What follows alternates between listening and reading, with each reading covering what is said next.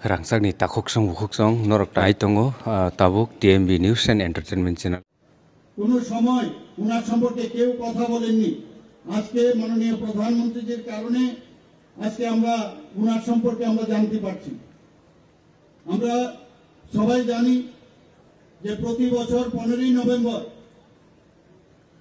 ভারতের স্বাধীনতা সংগ্রামে যে জনজাতি সম্প্রদায়গুলির ভূমিকাকে সম্মান জানানোর জন্য মাননীয় প্রধানমন্ত্রী জনজাতি গৌরব দিবস পালন করার উনি ঘোষণা দেন।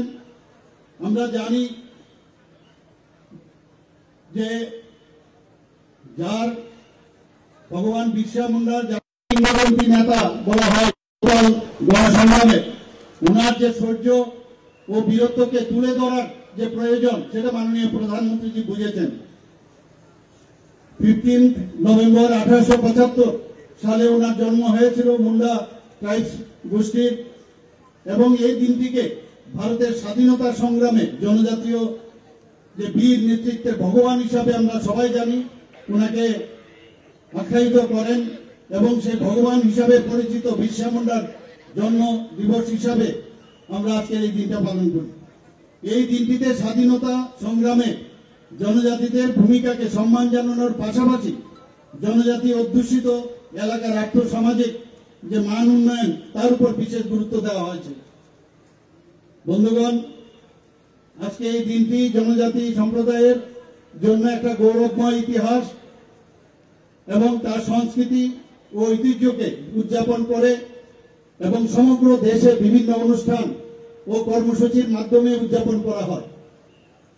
ভগবান বিরসা মুন্ডার 150তম জন্মবার্ষিকী উপলক্ষে ভারতের স্বাধীনতা সংগ্রামে তার যে গুরুত্বপূর্ণ ভূমিকা এবং জাতির উন্নয়নে জনজাতি সম্প্রদায়ের যে অসাধারণ অবদানের স্বীকৃতি দেওয়ার জন্য 15ই নভেম্বর 2024 থেকে 15ই নভেম্বর 2025 এই এক বছর জনজাতীয় গৌরব বর্ষ হিসেবে পালন করা হচ্ছে। গত বছরের মতো এই বছরও জনজাতীয় গৌরব দিবস বিভিন্ন কর্মসূচির মাধ্যমে পালিত হচ্ছে। জাতীয় স্তরের প্রধান যে অনুষ্ঠান মাননীয় প্রধানমন্ত্রী শ্রী নরেন্দ্র মোদীজি গুজরাটের নর্মদা জেলায় থেকে উনি আমাদেরকে সম্বোধন করবেন এবং এই জনজাতীয় গৌরব দিবস সেখানে অনুষ্ঠিত হবে। ত্রিপুরা রাজ্যের যে মূল অনুষ্ঠান আজকে কুমলুঙে এই কুম্পই একাডেমি প্রাঙ্গণে হচ্ছে। এই অনুষ্ঠানের যে বিশেষ আকর্ষণ, এখানে আমার মনে হয় এর আগে এই কার্যক্রম আর কোনোদিন হয়নি। আমি জনজাতি ডিপার্টমেন্টের সমস্ত যারা আধিকারিকগণ আছেন এবং যার নেতৃত্বে সেটা হয়েছে, আমাদের এই ট্রাইবাল ওয়েলফেয়ার ডিপার্টমেন্টের মাননীয় মন্ত্রী শ্রী বিকাশ দেববর্মা মহোদয়কে আমি ধন্যবাদ দিতে চাই যে প্রায় মামিতা নৃত্য প্রায় 1000-এরও বেশি জনজাতি ছাত্রছাত্রীরা আজকে এখানে পরিবেশন করবেন। আজকে এই প্রস্থানায় রাজ্যের জনজাতি গৌরব দিবস আমার মনে হয় একটা বিশেষ মাত্রা পেতে চলছে। এছাড়াও থাকবে রাজ্যের বিভিন্ন জনজাতি গোষ্ঠীর ঐতিহ্যবাহী নৃত্য, সঙ্গীত পরিবেশনা এবং বিভিন্ন ক্ষেত্রে অসামান্য অবদানের জন্য জনজাতি ব্যক্তিদের সম্মাননা প্রদান। শুধু এখানেই নয়, রাজ্য জুড়ে জেলা ও মহকুমাগুলিত এই বিভিন্ন কর্মসূচির মাধ্যমে জনজাতীয় গৌরব দিবস উদযাপন করা হচ্ছে। রাজ্য সরকার জনজাতি জনগোষ্ঠীর যে আর্থসামাজিক উন্নয়নের লক্ষ্যে বিশেষভাবে সচেষ্ট এবং এই অবিরাম প্রচেষ্টার ফলস্বরূপ সম্প্রতি ত্রিপুরা রাজ্যের 3টি জাতীয় পুরস্কার অর্জন করেছে। PM জনমন এবং ভর্তি আভা জনভাগিদারি অভিযান বাস্তবায়নের সেরা পারফর্মিং রাজ্য হিসাবে 2টি পুরস্কার লাভ করেছে। বন্ধুগণ, 17 অক্টোবর 2025 দিল্লির বিজ্ঞান ভবনে আয়োজিত আদি কর্মসূচি অভিযান, সেখানে জাতীয় সম্মেলনে ত্রিপুরার জনজাতি কল্যাণ দপ্তরের যিনি সচিব আছেন মাননীয় রাষ্ট্রপতি শ্রীমতী দ্রৌপদী মুর্মুর কাছ থেকে এই পুরস্কার গ্রহণ করেন। এছাড়াও PM জনমন বাস্তবায়নের জন্য দেশের মধ্যে সেরা পারফর্মিং জেলা পুরস্কারটিও উত্তর ত্রিপুরা জেলাকে দেওয়া হয়েছে। বন্ধুগণ, আপনারা জানেন যে আজকে যে অঙ্গনওয়াড়ি কেন্দ্রের যে মাল্টিপারপাস সেন্টারের যে উদ্দেশ্য মাননীয় প্রধানমন্ত্রীজি সে উদ্বোধন করবেন। অঙ্গনওয়াড়ি কেন্দ্রের মাধ্যমে অতিরিক্ত পুষ্টি, স্বাস্থ্য ও পুষ্টি পরীক্ষা, টিকাদান, প্রাক প্রাথমিক শিশুদের জন্য নন ফর্মাল এডুকেশন, স্বাস্থ্য পুষ্টিগত শিক্ষাদান, রেফারেল পরিষেবা ইত্যাদি, প্রাথমিক স্বাস্থ্য কেন্দ্র এবং উপস্বাস্থ্য কেন্দ্রের মাধ্যমে গ্রামীণ স্বাস্থ্য ও পুষ্টি দিবসের আয়োজন, সাধারণ অসুস্থতার জন্য চিকিৎসা, উচ্চ ঝুঁকিপূর্ণ গর্ভধারণের রেফারেল, নবজাতক অন্যান্য জরুরি পরিষেবার মাধ্যমে সেগুলোকে মোবাইল মেডিকেল ইউনিটের মাধ্যমে স্বাস্থ্য শিবির আয়োজন, বনধন বিকাশ কেন্দ্রের মাধ্যমে দক্ষতা বৃদ্ধিমূলক শিক্ষা এবং জীবিকা নির্বাহের জন্য কৃষি ও কৃষি সংশ্লিষ্ট বিষয় যেমন দুগ্ধ, পোল্ট্রি উদ্যান পালন, রেশম চাষ, মাশরুম চাষ, ফুল চাষ, মৎস্য চাষ, নন ফার্মিং এর উপর প্রশিক্ষণ দেওয়ার ব্যবস্থা করা হচ্ছে। এছাড়াও সমবায় ভিত্তিক কার্যক্রম, অবৃক্ষ বনজ পণ্যের মূল্য সংযোজন, প্রশিক্ষণ ও সক্ষমতা বৃদ্ধি, টুল কিট সরবরাহ, প্যাকেজিং ও ব্র্যান্ডিং এবং বাজার সংযোগ স্থাপনে সহায়তা। কেন্দ্রীয় আদিবাসী বিষয়ক মন্ত্রক পিএম জনমন প্রকল্পে প্রায় 50টি মাল্টিপারপাস সেন্টার স্থাপনের অনুমোদন দিয়েছে। এর মধ্যে ত্রিপুরাতে আজকে 11টি মাল্টিপারপাস যে সেন্টার সেটার উদ্বোধন হবে। এই মাল্টিপারপাস সেন্টার স্থাপন ও নির্মাণের জন্য 60 লক্ষ টাকা করে বরাদ্দ করা হয়েছে বন্ধুগণ। এখন পর্যন্ত এই আউট অফ যে 50টি তার মধ্যে 20টি মাল্টিপারপাস সেন্টার তার কাজ সম্পন্ন হয়েছে, বাকি 30টি কেন্দ্রে নির্মাণের কাজ বিভিন্ন পর্যায়ে রয়েছে। এই 20টি মাল্টিপারপাস সেন্টারের মধ্যে 9টি ইতিমধ্যে উদ্বোধন হয়েছে এবং 11টি প্রধানমন্ত্রী নরেন্দ্র মোদী যে আমি একটু আগে যেটা বললাম ভার্চুয়ালি সেটা উদ্বোধন করে। এই 11টি মাল্টিপারপাস সেন্টারের মধ্যে ধলাই জেলায় 6টি, উত্তর ত্রিপুরা জেলায় 4টি এবং দক্ষিণ ত্রিপুরা জেলায় 1টি রয়েছে বন্ধুগণ। আমি আজকে এখানে এই অনুষ্ঠানে আমার মনে হয় আমার একটা ঘোষণা দেওয়া প্রয়োজন। রাজ্য সরকার তো একটা বিষয়ে ডিসিশন নিয়েছে এবং আপনাদের আজ এই মহতী অনুষ্ঠান থেকে আমি জনজাতির স্বার্থে আমি সরকারের যে গৃহীত কয়েকটি উদ্যোগ আমরা নিয়েছি তা ঘোষণা করতে চাইছি।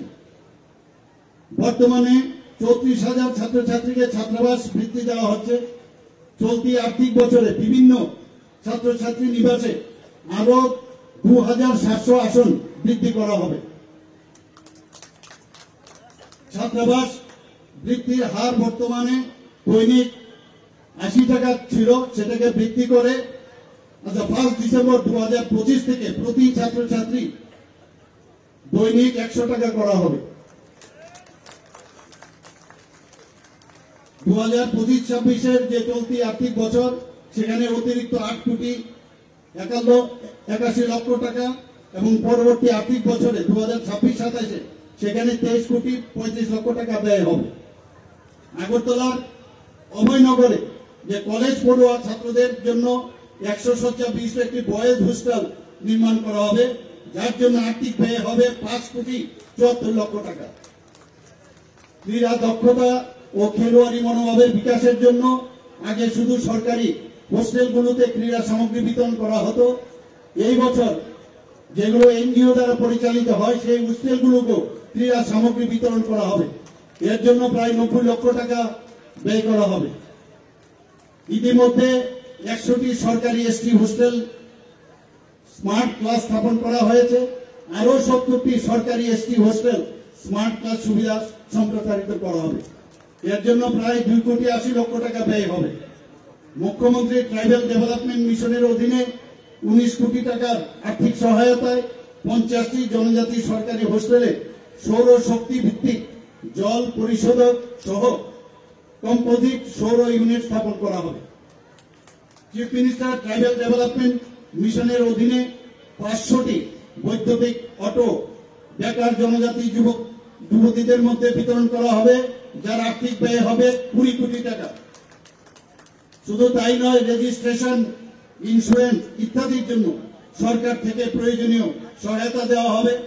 এছাড়াও এই মিশনের অধীনে মোটর ড্রাইভিং প্রশিক্ষণের জন্য উদ্যোগ নেওয়া হয়েছে। মুখ্যমন্ত্রী জনজাতি উন্নয়ন মিশনে অধীনে 30,000 জনজাতি মহিলা তাঁতিকে সুতা বিতরণ করা হবে, যার আর্থিক ব্যয় 3 কোটি টাকা। বন্ধুগণ, আমার মনে হয় যে আজকের যে অনুষ্ঠান সেই অনুষ্ঠানের মধ্যে যে ঘোষণা আমরা সরকারের তরফ থেকে আমরা করলাম, আমার মনে হয় এটা বেস্ট প্ল্যাটফর্ম, সেই প্ল্যাটফর্ম থেকে আমি সেটা ঘোষণা দিলাম।